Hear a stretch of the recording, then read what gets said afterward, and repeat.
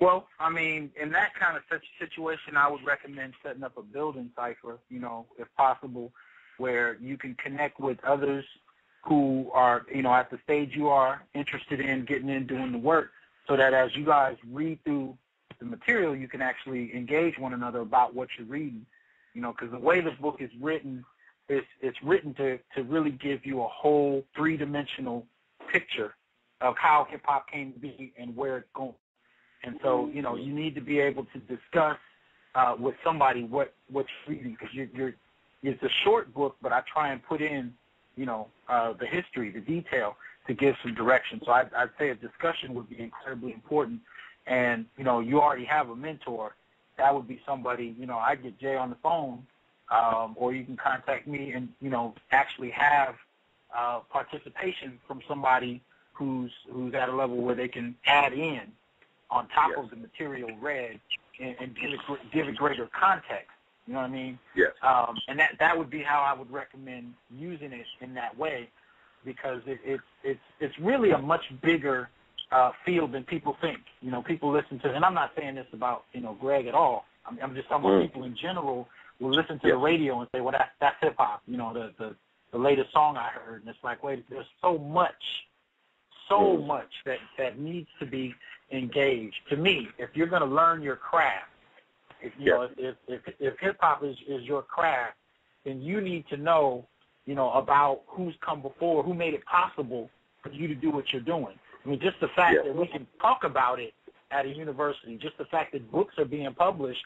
I mean, I'm sure I can speak with Jay and others on this. I remember when the thought of having this as a published book wasn't even, I mean, you might get laughed at. You know what I mean? It wasn't even a consideration. It was what it was, but now we're at a point where that's happening, and I find that many of my students don't even, it's not something that's been introduced to them, if I say the groups that I listen to, whether it be Gangstar, whether it be Public Enemy, Xclan, my students have a memory of about 3 years, maybe 4. Wow. You know what I mean? Wow. And so it's, and you're going to find that to be the case the longer you stay in it. You fast forward 10, 15 years, you start talking to some younger cats, and, they look at you crazy when you mention some people. I mean, so anyway, the point is, I would engage the book and build a cipher, build a small community you can build with, and occasionally invite in, elders on one level or another to give further context to it. But the book is a good way to get some direction, to get some context.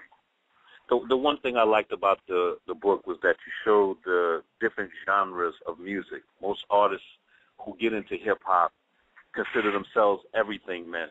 You know what I'm saying? If I ask you what kind of hip-hop do you do, well, I do everything.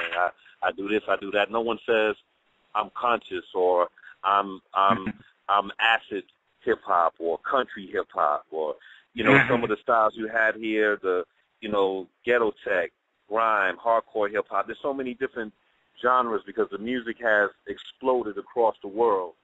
So for people to get a kind of a definition of what their style is, I think it makes it easier for a label to pick you up. Because if I'm marketing you and I don't know what it is, somebody said, well, what are you selling? Well, this is my artist. He does everything. That's ridiculous. But if I say this is country hip hop, then they'll say, well, talk to, Country Jim down the road or Uncle Jesse. He knows what to do with the country hip hop. But the fact that everybody feels themselves so talented, and this is a conscious form. When you study ancestral sciences, you're capable of anything. You know what I'm saying? So when you come to this music that's that's using just a fraction of your mental, you feel like, man, I can do it all. Just put the beat in front of me. But you got to define yourself. I think the book kind of gives you a grounding, even with the styles, the way that you went through the different styles of showing how the breakdown of lyricism is, how you even pronounce certain things, how you compared, Slick Rick style to a Rakim style and, different things. These are things cats talk about on a ghetto level. This cat is better than this one or that one, but they never put it in the category to say this person and this person are in the same category. So don't put Eazy-E and Guru in the same category. Put them, where they belong to. Well, I thought that was dope. No, I appreciate that. And there's two parts to that I would add. One, I tried to do that because I think people overlook how much genius is involved in the creation of hip-hop. I mean, whether you're talking about lyricism or any other component of it, there is genius involved. And artists in hip-hop are not often given that distinction. You know what I mean? So I really want people to understand that that's not just something people did. It was actually a lot of creativity and genius that went into it. And if you don't think it is, try it. You know what I mean? Exactly. Try it. Sit there and try and put it together. You can't do it, you know. The other thing, when you start talking about, you know, just the different styles, a lot of that has to do with how people think about the history of hip-hop, if they think about it at all. And what I try to get people to understand is hip-hop is like gumbo. It's not something that one person invented on a certain day, and then after that everybody copied it and it was the same. You know, if you know anything about the history of gumbo, it came out of a collective need for sustenance. And people brought to it what they had. You know what I'm saying? That's right. And we professionalized it over time. So now if you make gumbo, somebody's going to ask you, did you use a roux? Do you know what that is? You know, it's professionalized now, but there was a time when gumbo was whatever enslaved Africans could put in the pot. And that's what we had. Well, hip-hop is very much the same way. I grew up in California, but I was born in Brooklyn, New York. And I tell people I watched Northern California's version of hip-hop developing before I even heard of what was happening in New York. You know what I'm saying? I watched it in L.A. I had cousins in Texas. The black, and I talk about this in the book, the black community, especially the young, were doing similar things inspired by similar conditions, economics, imprisonment, you know, culture, the shared culture on TV. We was all listening to Michael Jackson, all coming out of James Brown. We all shared those cultural elements. So you go to Texas, you know, you go to Florida, you go to Northern California, San Jose, Oakland, you go to L.A., you're hearing people creating stuff. So when the call was put out, I mean, a lot of people got on board with New York hip-hop when you start seeing, you know, stuff like Wild Style, when you start hearing Sugar Hill Gang. That was when it was publicly put out. But this is the thing: when it got publicly put out, everybody said, "Oh snap, that's real! I'm going to take what I've been doing, and I'm going to add it to that." So if you take L.A., cats were doing stuff since 1968, popping and locking and the whole deal. They just brought it to what, and it made sense, like a mathematical equation. Everything fit. And so now everybody just says, well, that's hip-hop. And it's like, well, it's true. It is. But there's so many different histories. So what Dave was saying a moment ago, if you say you acid, you country, hip-hop, whatever, if you don't know the strain that comes from, you really can't appreciate how it got to be what it is. Exactly. So that's the push at this point. Indeed. So you think it's a mistake for people to discredit the Bronx as starting hip-hop when it's already been alive in so many places?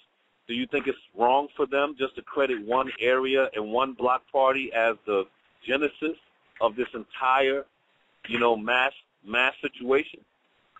Well, this is what I have a lecture that I did on that very subject, the origin of hip-hop. And what I say is stamp vocabulary. You know what I mean? New York put a stamp on it. New York said, okay, you know, we're pulling together graffiti, we're pulling together rhyming, we're pulling together DJing. And you had all these different people who were running in different circles that didn't necessarily all think of it as hip-hop. That wasn't available yet. New York kind of put the vocabulary on it. All I'm saying is there were different vocabularies all over.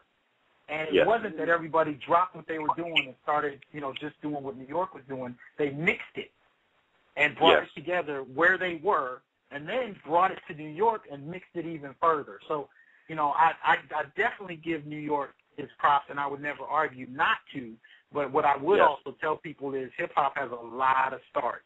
It ain't, you know, it has a lot of starts. And the more you can appreciate that and start peeling away the layers, the more I think you can actually appreciate the genius of it and hopefully rebuild the creativity of it. You know what I mean? Because in the surface radio culture of it is bankrupt.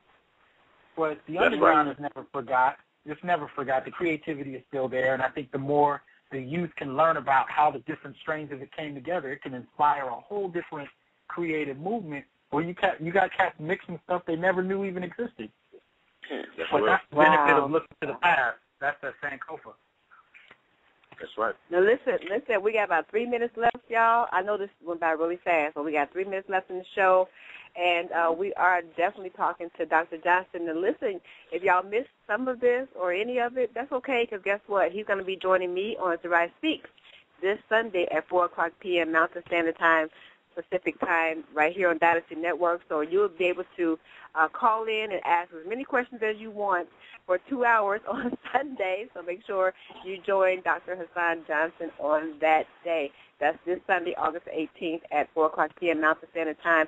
And I want to say quickly before we run out of time, those of you who I didn't get a chance to get to, I apologize. But please make sure you call in next week, and we'll try to get you in. But I had a bunch of people had their hands up, and I couldn't get to you all, as you see.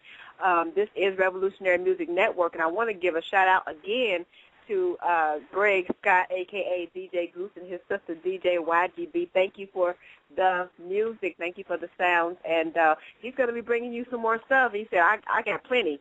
So, I'm like, okay, well, just bring it on. So I was up all day just listening to sounds because he sent me a lot of them. But listen, and like Brother Jay said earlier, we're going to be taking in other artists who are up and coming right now, and veteran artists, those who are up and coming, and we're going to put your music in the rotation. So if you are interested in that, please go over to our website, revolutionarymusicnetwork.com. Go over there, check out where it says submit your tracks. Go in there and look at the rules, because we do have a little house rule of how to submit your tracks and what we need from you. We're not playing no games here. We are going to pick Jay is going to pick the music. I'm going to pick your picture, so you better send me a nice picture. No, I'm just joking. I'm joking. And I want to add this. I want to add that we're going to take this conscious material. We're going to have a SoundCloud for our show. So that way people who have their sound on the SoundCloud, tell your fans to click on and to support you. This is the beginning of how you understand sales. If they can't give you a like, they're not going to spend $10 on your CD. So we need to see how much audience is really behind you. I hear artists always say, I'm the best, I'm this, I got a following, I can get 1,000 people in the room, all this other thing. Show me 1,000 clicks on your SoundCloud when we put it up on our page, and Empress. You know what I'm saying? And that way you can have consideration to sit on here, do an interview with us, an opportunity to open a show for some of the artists that we work with. There'll be different kind of opportunities. We're not here to save the world. We're just here to open the door and give people more opportunities than they've been offered. And we'll also offer the playlist. Since we didn't get a real chance to get into the music, we'll offer the playlist on, one of the email blasts to let people know what what our intention of playing is, what we're looking for, and then just to celebrate some of the artists that have kept the torch alive. Take that playlist, put it in your iPod, rotate for a day, and think about how radio would be if it was in the hands of intelligent people. Word. Well said. Very well said. Dr. Johnson, do you have any closing remarks until we hear from you on Sunday? Well, for those who are interested in getting more into it, feel free to go to my website, thasanjohnson.com, or download my app on Apple or Android. Just put in my name and check it out and stay with it. That's right. That's what's up. And I think we still have DJ. Yeah, we did. We have DJ Goose still on there. You have any closing remarks, King? I just want to say thank you to everybody, and hope you enjoy the rest of the music. I know you all. It's gonna be hot. Make sure you submit some hot music too. Yes, please. And thank you. Peace, everybody. Yeah. A confident man. He said it's gonna be hot. He said he didn't want to ask you if you like it. You know you're gonna like it. I can't let Jay down. He hit me up, and I was like, okay. Right. I was like the best singer in the air. Like, I gotta come, man. Can't let you down. Yes.